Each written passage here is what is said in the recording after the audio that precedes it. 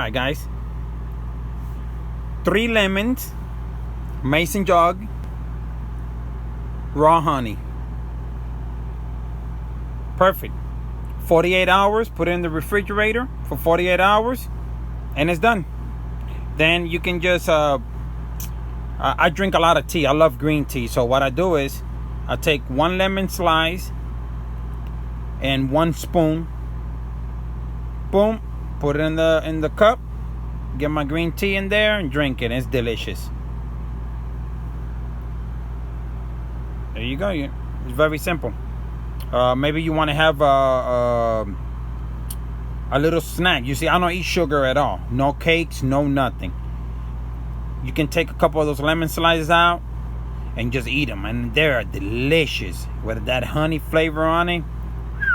What a snack, and so healthy and good for you.